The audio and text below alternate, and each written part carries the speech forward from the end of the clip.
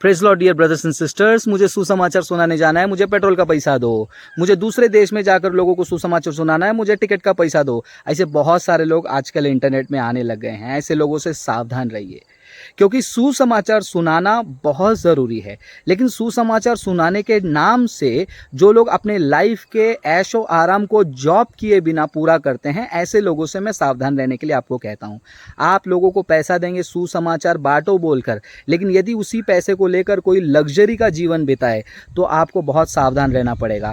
अगर मान लीजिए मुझे एक जगह पे सुसमाचार बांटने के लिए जाना है, तो मेरे पास दो ऑप्शन हैं। ऑप्शन एक, मैं पब्लिक ट्रांसपोर्ट यूज़ करूँगा जो कि बहुत ही सस्ता होता है और मैं जल्दी भी पहुंच सकता हूं। दूसरा ऑप्शन, मुझे ऐश करना है, मुझे ड्राइव करना है, मुझे लॉन्ग ड्राइव पे जाना है, मुझे मजे करना है, तो पेट्रोल का डीजल का पैसा मैं मांगूंगा। आप देखिए कि यहाँ पर उद्देश्य सुसमाचार है या घूमने का। आज बहुत सारे लोग नौकरी करना पसंद नहीं करते हैं, क्योंकि 8 घंटा 9 घंटा उनको नौकरी करना नहीं है, इसलिए क्या है, सुसमाचार कर रहे हैं, मीटिंग कर रहे हैं, इसके लिए पैसा दो करते हैं आपसे। फिर कहेंगे कि हम सुसमाचार बांट रहे हैं तो सुसमाचार के कामों से मिलने वाले पैसों से हमारी जीवनी होगी, उसके लिए कुछ वचन को कोट करेंगे। वचन को कोट करने वालों का गंदा आदत होता है पापा भक्तों का कि वो कॉन्टेक्स्ट में कभी नहीं कोट करते हैं। इन लोगों को ये नहीं पता कि ये प्रेरित पौलुस से कोई बड़े प्रचारक और कोई बड़े सुसमाचारक नहीं है और नहीं बन सकते हैं।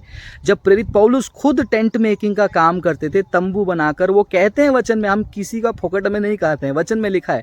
और पौलुस फोकट में खाने वाले लोगों के बारे में वचन में क्या कहते हैं उनको पढ़ना चाहिए। तो बस एक वचन उठा लिया, सुसमाचार बोलने वालों को सुसमाचार से जीवनी होनी चाहिए। कॉन्टेक्स्ट पढ़ो, कॉन्टेक्स्ट नहीं पढ़ेंगे।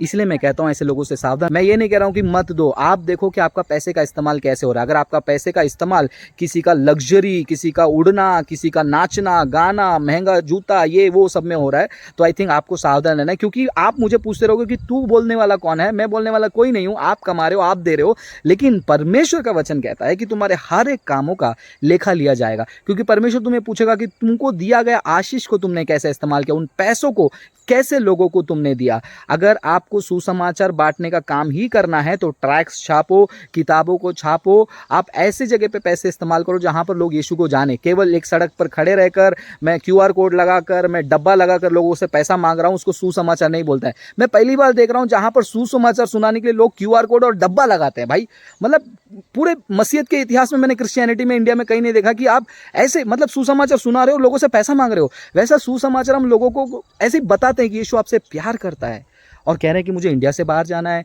वहाँ पूरा इंडिया कवर हो गया, पूरा इंडिया कवर हो गया कि आप दूसरे देश में जाना है।